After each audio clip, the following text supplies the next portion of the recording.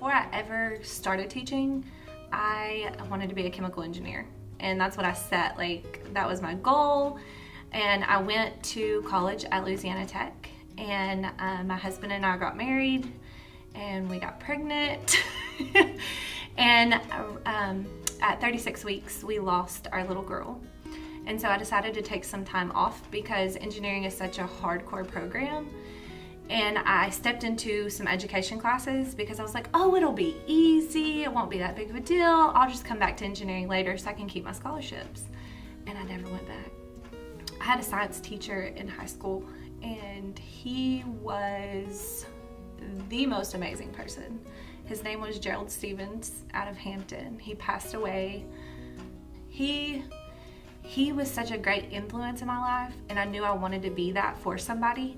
But he always pushed me to do more. And so he was like, oh, you're too good to be a teacher. And so that's why I went into engineering, because I was like, oh, well, that's the next level.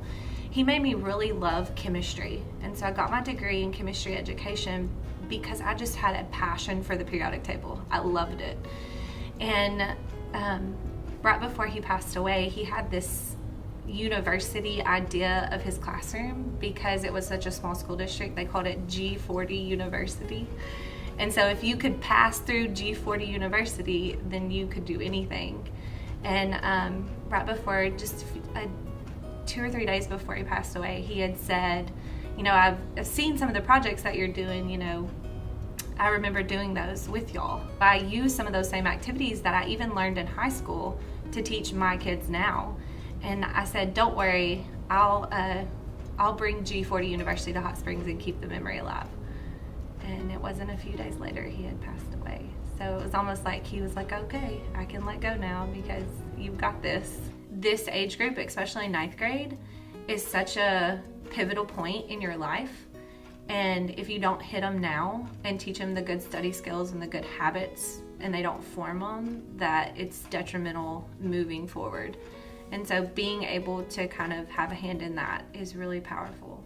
I decided not to just teach to the content. So I wasn't just telling them about the periodic table, or I wasn't just teaching them about forces. I decided to do a skills-based approach. And so my kids are their own facilitator of their learning. I am more of just here to make sure that they're doing what they're supposed to be. And if there's ever a question, then I step in. But most of it is skill-based. And so they learn the content while doing the application part of it. And I think it speaks volumes, especially because a lot of our kids are what we call kinesthetic learners. So they have to do things with their hands. And if not, then they're not remembering. They're memorizing to pass a test. And we call it, we feed them and they dump it. I did not want to drive a bus. Despised it. But my entire family, like they all have their CDL, and they kept saying, you know, it's a great way to make some extra money as a teacher. But whenever I moved up here, my dad kind of was just like, you have to get your CDL because I need you to drive a bus. We just don't have bus drivers. We cannot find people who want to just drive a bus. I will tell you, I am emotionally and physically drained at the end of every day.